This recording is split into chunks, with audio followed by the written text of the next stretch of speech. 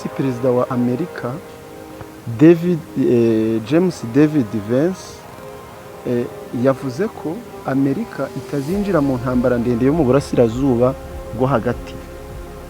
Ibi yabivuze mu gihe hari ibiganiro bikomeje by'uko Amerika ishobora kugira uruhare mu bitero bishobora kugabwa kuri Iran mu rwego rwo kugenzura umutekano w'akarere.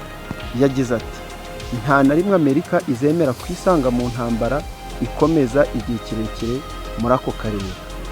Impamvu ibi ngibi yabivuze, hari impungenge ko Amerika ishobora kwinjira mu makimbirane akomeye hagati ya Iran n'ibindi bihugu mu bikorwa bya gisirikare biri gutekerezwa ko bishobora gutuma ibintu byiyongera bikagera ku ntambara nini cyane mu karere ka Aziya y'uburasirazuba cyangwa se mu burasirazuba bwo hagati. Igikorwa icyo ari cyo cyose rero cyakorwa cyaba kigamije gukumira ibyago ku mutekano, kurinda inyungu za Amerika, ariko atari ugutangira intambara y'igihe kirekire. Ibi bivuzwe rero mu gihe ibintu bigikomeje gukaza umurego. Mu minsi ya vuba Amerika iri kongera ingufu za gisirikare mu burasirazuba bwo hagati. Iran nayo ikomeje gutanga umuburo ko ibitero byayishotora bishobora guteza intambara mu karere kose.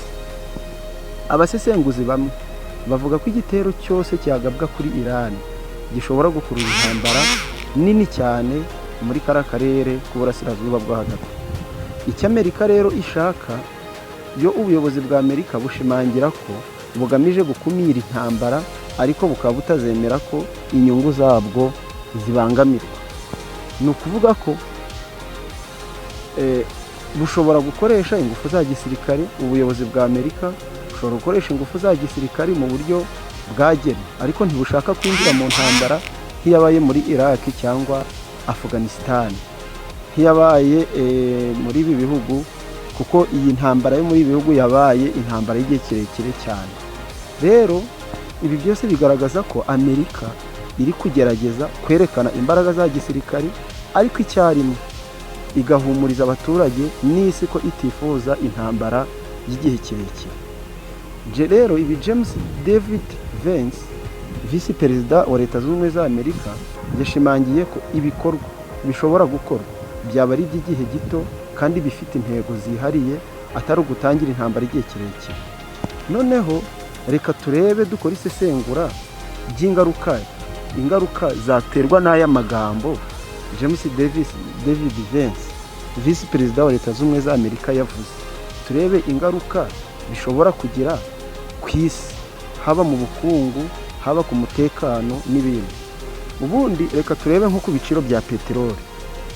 Iyo havuzwe intambara ishobora kuba mu karere ka Middle East cyangwa se uburasirazuba bwo hagati, ni ukuvuga ngo isi ihita igira ubwoba, kubera yuko muri kariya gace niho hakomoka igice kinini cya peteroli ikoreshwa ku isi yose. Rero iyo Amerika igaragaje ko ishobora gutera Iran, abashoramari bahita batekereza ko ibicuruzwa byabo bya peteroli bishobora kugabanuka, imiyoboro inyuzwamo peteroli ishobora guhungabana.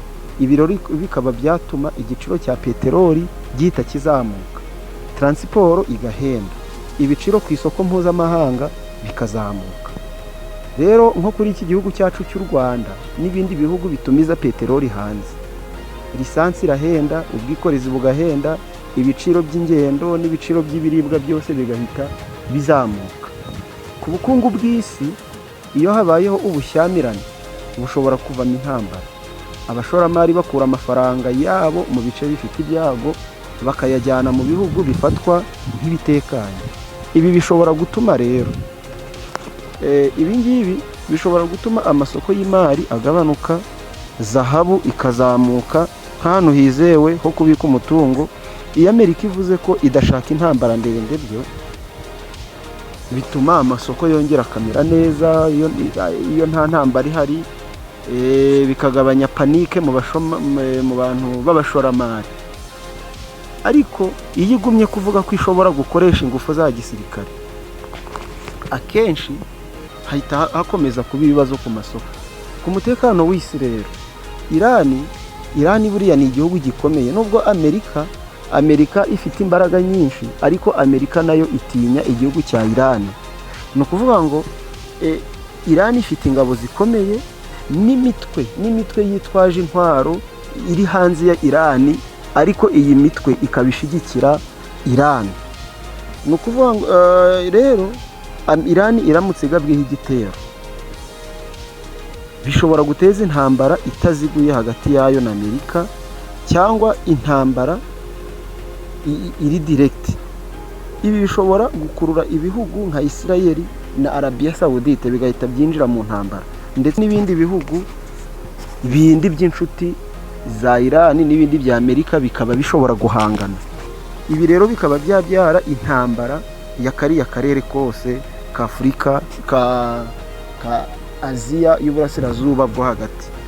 Noneho ku bihugu bikiri mu nzira y'amajyambere, cyane cyane nko muri Afurika, ibihugu nk'u Rwanda n'ibindi bihugu bidakora ku nyanja, akenshi hahita hazamo ingaruka nk'ibiciro bikomoka kuri peteroli bigahita bizamuka, ifaranga rikaba rishobora kugabanuka ku isoko mpuzamahanga, ibicuruzwa bitumizwa hanze bigahenda. Ibi byose rero bikongera icyo bita inflation. Inflation ni cyagiye ibiciro ku masoko biba byazamutse, ifaranga rigata agaciro, noneho bigatera ubukene mu baturage. Noneho ku rwego rwa politiki mpuzamahanga, amagambo ya James David Vance yavuze, aya magambo ku ruhande rumwe ashobora guhumuriza abanyamerika no gutanga ubutumwa bwo gukumira Irani mu buryo bwa diplomasi bugaragaza, mbese bubabwira, ashaka kuvuga ati twiteguye kurwana ariko ntidushaka kurwana, ntabwo dushaka kurwana ariko turabyiteguye. Ubu ni uburyo rero bwo kwerekana imbaraga, kwereka abantu ko bafite ingufu ariko bashaka umutekano. Rero nubwo Amerika iba yavuze ibintu nk'ibyo ngo ntishaka intambara, amagambo nk'aya ngaya atuma abantu bakomeza kugira impagarara ku isi. Niba umuntu akubwiye ngo niteguye kurwana ariko nta ntambara nshaka, uko byagenda kose buriya aba nabivuze yuko igihe icyo ari cyo cyose yarwana. Ubwo rero ibi ngibi ntabwo byabura guteza impagarara ku isi, kuko isoko rya peteroli rihita rihungabana iyo umuntu avuze amagambo nk'aya. Ubukungu bw'isi bugatangira gushidikanywaho, ibihugu bikennye bikaba bishobora kuhagirira ibibazo cyane. Rero icyo twabivugaho ahangaha kwari ukugira ngo mwumve ijambo uyu visi perezida wa Amerika yavuze, dusesengure ibyo yavuze, turebe ingaruka bishobora kugira. Kanda subscribe kugira ngo dukomeze tubane muri update zitandukanye hano kuri Unguka Ubumenyi Post. God bless.